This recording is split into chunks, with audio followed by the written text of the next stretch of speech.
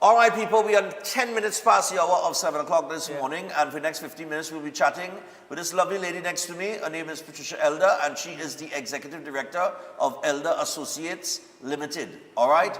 And if Jenna, you're here before this morning because I know I get everything right here. All right. So, we are talking about, it is Mental Health Awareness Month, and we are going to talk about how we manage or respond to changes all around us in a changing personal, professional, and global environment, right? So I want to welcome you to the program. Thank you and very of course, it's always a pleasure when we have the opportunity to talk. And Elder Associates Limited, we've been having these sessions with them like, I think it's once every month, quarterly, because I thought it would be great to bring in psychologists to dissect certain issues that, people may have problems, dealing with. So where do we start with change? And I was sharing a story with Miss Elder there a little while ago. I'll share it in the conversation just to give you an example. But where do you want to start? Well, I want to start with the fact that change, as you well know, is a constant in our lives. It happens all around us. I mean, if even we don't want to look at ourselves, look at the trees outside. If you have a little garden, in order to get the mango tree to grow, you have to start from the seed and you watch it grow and grow and grow until you have mango. Correct. Hopefully it's really mango, which Hopefully. So even in nature, you see change right in front of your eyes. Correct. Unfortunately, where humans are concerned, we tend not to want to look at self because where change is concerned, it's uncomfortable, it's discombobulated, if you wish, it's a feeling of disconnect, it's uncomfortable. Right. So who wants to be in any space that's uncomfortable? That's so right. What we do, we avoid. Yeah. However, in understanding how our physiology contributes to change, I want to mention two things. Your brain has two parts in it we're going to talk about. Not the whole brain, just the two parts. Just the two one parts. that talks about your emotions and manages your emotions, and two, the one that deals with your rational thinking ability. Good? Okay. And when we are in distress, or when we are uncomfortable, or when we feel that we are being attacked in some way, emotionally or otherwise, we move straight to where? Which part of the brain you think? The emotions. The emotion, The rational part about you thinking about, what is the plan for taking care of this stress? Yeah, we don't go there. No. We go straight to the emotional side. We go straight to the emotional side. Yeah. But when you go straight to the emotional side, the rational side is blurred. Yeah. You can't find anything. It's true. It take a back seat because the emotion supersedes that. So solving the problem becomes an issue because you need that rational thought to solve the problem, to make the change, to have the plan for the change. But it's taking a back seat because you're in a situation where your emotions are ruling. Emotions are high. So when you talk about when you have a loss and you just like there in the headlights, it's like your emotions have taken over. Brain decided, rational brain, take a hike. And emotions are taken over for you to deal with the situation. Now that's the physical part of it. Now, that's the physical part of it? Yeah, that is your behavior is what I'm talking about. Oh, okay, all right. Your behavior is governed by what I just described, whether you move into an emotional state or you rational move state. into a rational Okay, state. good. Right. Follow it. Now, in order to understand that process of change that human beings go through, there's a lot of research out there you could read until midnight. But the ones that I like to look at is, especially when I'm dealing with clients, is to help them see that there are stages that you go through as you go through change. Right? The first stage, the theorists say, has to do with you saying, I'm not willing to even look at that issue. I'm not ready for that. that is, had nothing to do with me. Right. I'm not into this change talk. I like it so, Right. as we say in Trinidad lingo, right? So no amount of convincing to you, boy, you're going through something here, you need to talk to a psychologist, you need to talk to somebody. You're not into that. Yeah. So that is some people call it denial. Some people say, well, there's no awareness that I really need to look at change for me. So I'll point finger at you. It's you who's supposed to change, not me. Okay, yeah, that happens, yes.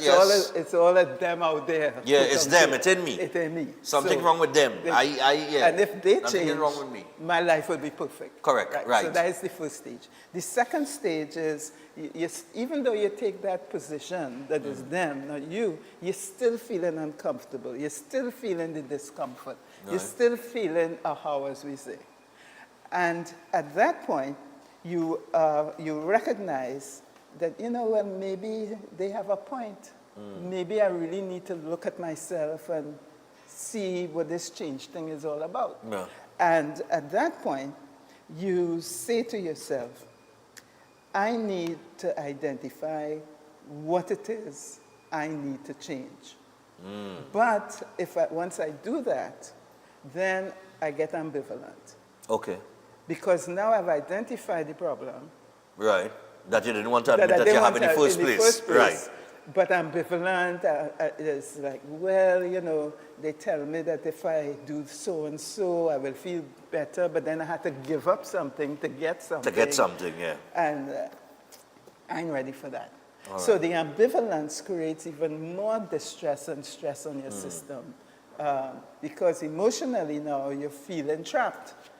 You have the information that you need to change. Right. But emotionally, you ain't ready. You ain't ready. You're not ready. So you're in between and betwixt the two. Right. Yeah? So that will go on until you can't stand it anymore, basically. It Right. becomes so distressing that it may even affect how you feel, how you function on your job, in your relationships as a parent, as a son, or whatever. And people start to give you feedback. You say, boy, what's wrong with you, boy? You need, this isn't going down well with us at all. Right. And you're getting feedback that you really need to attend to this, whatever, Right. and make some changes. So the third part of this is you finally get to the point. You're so distressed, you're so uneasy with yourself. You get to the point and say, you know what? I have to do something about this situation. Okay. But you're still unsure, eh? Right. You're not sure what to do. But you have now an awareness that you have to do have something. to do something. Yeah. Now, you're not sure what you have to do yet. So at that point, we are suggesting you ask yourself certain questions when you're quiet. One is, what do I really want to change about myself? What do I want to change? Not what you say I should, but what I want to change. Yes. So you need some sort of deep kind of You reflection need at to this sit point. on a rock, as I say. Yeah. And really, some people pray on it, some people meditate on it, some people go to Toko and sit on the rock, Right. But some kind of introspection. What do I really want to change? And what do I want to do about it? Now that I've recognized that, yeah, I want to change, and I want to change X, but what am I going to do? So that's where sometimes you need some guidance, where people could identify resources in the community, in your family, resources you never even thought you had, Right. to make a plan for the change. Now, in between all of this, you're still kind of ambivalent, eh? Yeah. Because change creates a kind of anxiety inside of you. You're feeling, you're looking forward to the change, but you're scared of the change because you might succeed. Right. And if you succeed, Right. what happens among your friends? The expectations rise. Rise, yeah. And now you feel obligated to meet those expectations, which is more stress. I understand what You you're see- saying, you yeah. see the- I could think of a few scenarios here. Yeah. Yeah, give me one. No, I mean, I could. Yeah.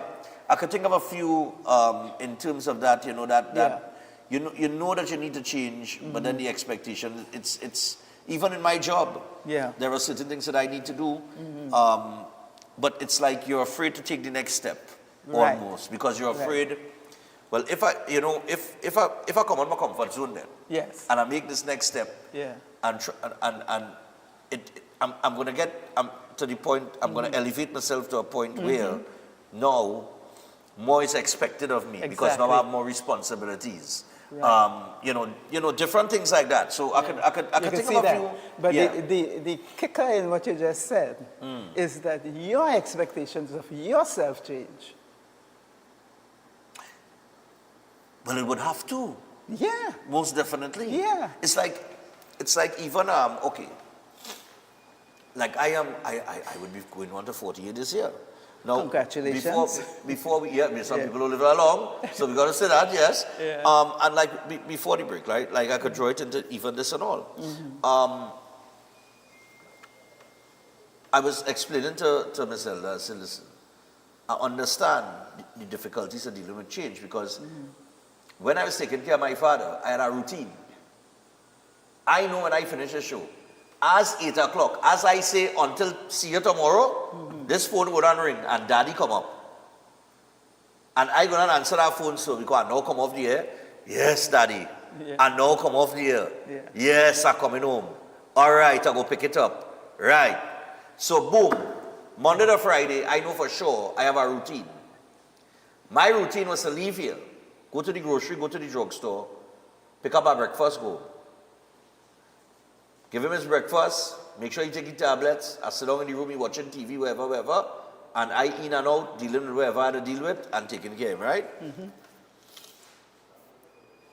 The day after I bury my father, right, after the funeral, the very next day that I came out of work, I took 3 weeks off and I came out of work, right? I take 3 weeks off, of course, to grieve. But when I came out of work the first day, and this phone did not ring. And I left the studio. I ended up pulling aside on Arpita Avenue and sit down in the car for nearly 2 hours, you know. Because I did not know what to do. Yeah. Right? I just didn't know. It didn't make sense going to the grocery. I ain't had nothing to pick up in the drugstore. I ain't feeling to go home because I'm going home to the same place that I would have spent time with my father the majority of the time. So I didn't know what to do, right? So I was in a position where I was struggling to deal with that change, That loss. that loss, Yeah. and the change that would Came occur with it, yeah. from that loss because I had a certain level of responsibilities Yeah. to my father. And I would draw it into what you just said there in terms of, expectations. Expectation. So a good friend saw me a little while after that and tell me, you know what you need in life right now? I said, well, they say a child. So that's a different level of responsibility. for sure. Right, so I don't have any children. Yeah. So when said that to me, I said, a child, but I said, what child? I said, because you need purpose. Correct. But a child to me is a different level of level of expectation and yeah. responsibility than taking care of a big And purpose. and purpose Yeah. than my father. Yeah. So I could understand where you're coming from with that because if I draw it in like that, I guess you could understand what we're talking a different, you know what I mean? So, but it is difficult, and I know a lot of people going through that kind of change that I just talk about. You lose a loved one. Right. It could be your mother, your father. We have the legal advisor for Breaking Down, Brand Big, just lost his mother on Mother's Day. On Mother's Day, he lost his mother. And you know that every Mother's Day is an anniversary. It's an anniversary, That that's right. brings back the memories and the feelings that we talk about. Those emotions. Those emotions, yeah. That you're almost like deer in the headlights. You freeze. Yeah. And you don't know which way to turn, you know? It's Yeah, that yeah. overwhelming. So there's no way you could make decisions at that time that would move you past that. You have Correct. to almost live through that to get to this space where you have a plan of action for making a change. Now, when we make that plan, remember, it's not in concrete. Correct. Remember, you're going to relapse. Yeah, yeah. I'll tell you a story. My mom died a long time ago. But every Sunday, she and I would cook together. Right. And she would cut up the onions. Because my eye is really sensitive to onions. Right. Every Sunday that I cook and have to cut up onions, what do I remember? Your mother. My mother. Yeah. It's like she right here. Correct. Yeah. Like she right here. Yeah. And I that is how moments like many that years too, yeah. ago. Yeah. So the grieving, like It never stops. like it never stops. It never. So how Yeah. do you? Okay. So in Yeah. a situation like that, Yeah. how does change happen if Right. the grieving never stops? The grieving never stops because she's part of you. No, daddy is part of you. Right. So to say I'm going to stop grieving for my father means I had to almost disown him and disown all that Okay. positive. Right. So nothing is wrong with that. Hell no. Right, Excuse right, me. right. But you know what I mean? Yeah. You know? No, I mean nothing is wrong with that. And Nothing is wrong with that. But the thing is, some people think it is. Some people say, boy, you grieving still for that man? Yeah. Yeah. For the rest of your life, you're going to be thinking about daddy. Yeah, you And can't get away something from going to that. trigger. Yeah. The phone may ring at 8 o'clock, and it's somebody else. It's not daddy. And you're going to think it's daddy. Yeah. Yeah. That's yeah. how It's happened so. being human is the bottom line. But some people feel because Yeah. it happens, for decades, Yeah. maybe for the rest of your life, The rest of your life. they think that something is Yeah. wrong with you mentally, Yeah. that you have not moved past. Yeah. But you don't move past things like that. There are things in life that change that you could move past. I guess we just had a change in government. Yeah. So that's another type That's of a change type of that people change. have to adapt to Correct. as well. You have changes in leadership positions in business, in private sector. So now you have to adapt yourself to the new boss that come in and things like that. Or maybe you get a salary increase or Decrease. because Yeah. that's the next thing too. Some people, Right. when they get a salary increase, they say more money, more problems, right? Now, like you say, you get your salary increase, so now, The expectations of the family rise. right, yeah, the expectation Yeah. from, oh, you get more money now.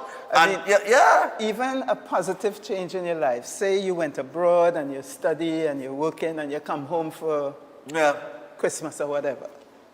What kind of change the family presents to you? Their expectations of you have changed. changed, yeah. I mean, you are now seen as almost like an ATM. Correct. That is correct, yeah. You know, and then you yourself feeling a how because of the expectations of the family. You can't meet them because you're working 3 jobs up the road in Right, the north yeah. just to make the And that is the reality the of- airline yeah, ticket that's- to come home. That's the reality of Yeah, it. but the expectations of others create this dissonance, they call it in psychology. That's right. Even with Yes. even with children that take an SE, a simple thing like that, Right. parents have a certain expectation Expectation of the child. that the child, everybody just put on prestige schools, but Yeah. everybody have this expectation that the child Right. go and pass for a college or a convent. And when it does not happen, some of them take it out of the child Yeah. because they don't know how to deal With the with change, with that that change. change. Yeah. So change comes in many different forms, and So even after we do all of that, Yeah. we could relapse. right. Yeah, like I said, some Sundays, I don't want to cut no onions because it brings back that memory. So we have to plan for the relapse. What do I need to do if the relapse happens? Okay. Yeah? So if next week, Wednesday, 8 o'clock, phone ring, you have a plan for dealing with that? What are you going to do differently? Because you know emotionally, with the part of the brain I told you about, Yeah. you're going to feel a how, as we say. You're going to feel overwhelmed. You're going to feel discombobulated, like you're not sure. Yeah. Like you were on Arapita Avenue again, So what can you do, given the resources you have, the supports you have? What can you do to cope with that? Anticipating the relapse coming. Because being human, it's going to happen. It's going to happen. Yeah. It's gonna happen. Yeah. And you don't want, when it happens, that you're so immobilized that you can't come to work the next morning. Right. Yeah? That's So right. that's the work that has to be done. And of course, we know that if you keep the new behavior, as we call it, over and over again, it becomes a habit. Yes. So you don't have to think anymore, you're just cutting up onions. Yeah? Yeah. or you're picking up the phone and whoever it is. Whoever it is, it is. It Yeah. is, you know. So there's an acceptance now of this new situation that life has put you in. Yeah. And you keep remembering that you're not alone, that you do have support because you've had to identify them Yeah. earlier, and don't feel too bad about reaching out. Right. Most of us who are in leadership positions, such as yourself, feel how about reaching out and saying, I need help. Yeah. Yeah. I mean, I'm in the same boat. You know, I went through a period the other day, a few months ago, where I was feeling how I was feeling like, Pat, what the hell are you doing? Yeah. Right. You know? Right. What's Yeah. all of this? Yeah. You know? And I had to go through my list of people that I know and choose who do I want to speak to that I trust, That's your trust. Yeah. who wouldn't take my story all over Port of Spain, Yeah. Yeah. and would be show empathy to me. And that is a hard job because you're not sure who you could trust, with yeah. your story. Yeah. You know? So that support is needed because when relapse comes, you need to be able to reach out to those people. All right. Because the change will happen. Yep. So, Yeah. anything in closing here? In closing, change, as they say, is the constant. Right. Be prepared for it. Recognize that, first of all, you have this brain of yours that goes into survival mode. Right. If it feels attacked, if it feels under too much distress, it will go straight into survival mode and your emotions will take over. Emotions take over. Right. Yeah. Once that happens, accept it. It's okay. Of course, you're not going to act on it in irrational ways to hurt yourself or hurt anybody else. But you accept that you are filled with emotions because of this particular issue that's going on in your life. Okay. Next step, find yourself in a space where you can really reflect on what it is I want to change in my life. And develop a plan. Maybe you need some assistance to develop that plan for the change. Recognize who you have as supports Right. to help you with it and to help you maintain the change. Okay. All right. So some terrific advice here coming from Elder Associates Limited. Yeah. And of course, this is the Executive Director, Ms. Patricia Elder. And I tell you what, we hope you enjoyed the conversation this morning. I know there are many aspects of change as we laid out this morning, and even more that we didn't mention in the time that we had, that applies to your life. You know what I mean? Your daily routine, everything that you're going through in life right now. But you know, like Ms. Elder said, find that person that you could confide in, that person that you Yeah. trust. Yeah.